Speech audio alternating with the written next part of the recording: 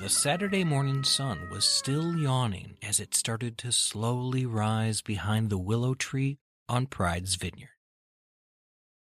Riley had already been up for an hour and was on her way to the big purple barn. Today was the first meeting for the Seatbelt Club. She had been too excited to sleep very much. Tony had not been too excited to sleep very much. Tony, said Riley. Tony didn't move. Tony! Shouted Riley. Tony moved. I thought you had everything set up for our meeting. Riley sounded very nervous. Want some coffee? Said Tony. I could use some coffee. Ta-da! Said Tony. How many rooms are in this big purple barn? Asked Riley. Tony shrugged his shoulders. Seems like I find a new one every time I turn around. One by one, the other members of the Seatbelt Club arrived. Welcome to the Seatbelt Club, said Arrow. All of you have volunteered to write a skit that will help your classmates pledge to wear a seatbelt. I applaud you for stepping up to help. And I applaud you, Brian, for smelling so nice today. My dad bought me deodorant, said Brian. It's sandalwood. Your skit needs to answer this question, said Arrow. I will be back at 5 p.m. to pick up your script.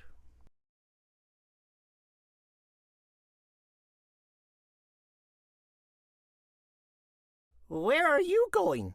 Asked Andrew. Oh, I'm in charge of the local Barry Manilow fan club, said Arrow. Good luck.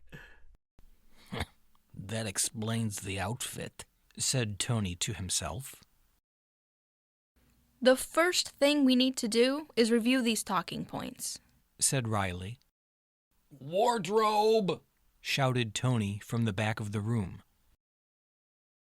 What are you wearing? Asked Riley. We all need to be in character for the skit, said Tony. I'll wait here while you change. Where did you find these clothes? Asked Riley. Are these considered slacks or trousers? Saving 15,000 lives a year is a big deal, said Riley. How do we show just how huge that number is? Marbles, said Tony. We throw 15,000 marbles into the audience. If it's the best way to stay safe, asked Brian, shouldn't it be the law? It is, came a voice from the back of the room. Juniper is right, said Andrew. Buckle up because it can save your life. Buckle up because it's the law. Buckle up for any reason you want. Just buckle up already. Tony raised his hand. So, is the marble thing still in play? What's your question, Brian? Asked Riley. No question, said Brian. I'm just enjoying the sandalwood smell of my deodorant. We all are, said Andrew. We need to show why it's so important to wear seatbelts correctly, said Riley. Any suggestions?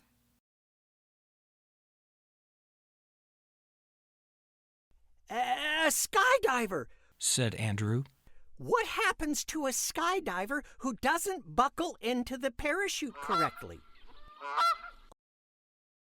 or a scuba diver who takes shortcuts and doesn't strap on the oxygen tanks the right way, said Juniper. What happens if an astronaut doesn't secure the jetpack correctly? On your left, These are all good ideas. said Riley.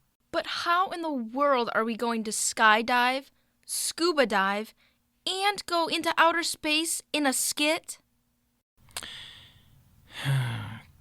I'll just take these back to wardrobe, said Tony. It had been a very long day.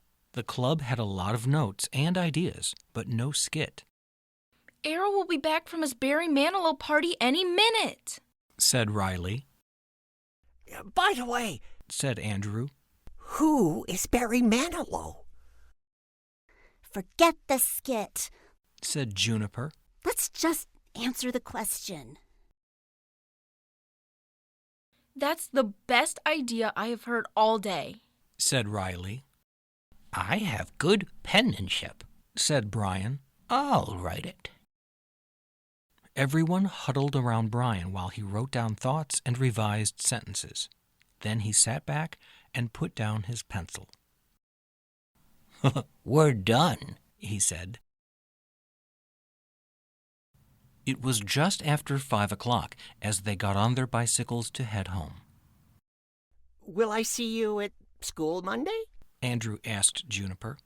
Not if I see you first. She said. By the time Arrow came back, everyone was gone. All that was waiting for him was the Seatbelt Club's answer to his question. Dear Mr. Arrow, we accept the fact that we had to spend our whole Saturday in the Big Purple Barn trying to answer this question. Why should I pledge to wear a seatbelt? But we think it's crazy to write a skit trying to convince people what to think about seatbelt safety. Some people just see what they want to see in the simplest of terms and the most convenient definitions. What we found out is that everyone already knows the answer because each one of us wants to be safe, wants our friends to be safe, and wants our families to be safe. You don't need to be a skydiver Or a scuba diver. Or even an astronaut. You just need to buckle up. Does that answer your question? We sure think it does. Sincerely yours, the Seatbelt Club.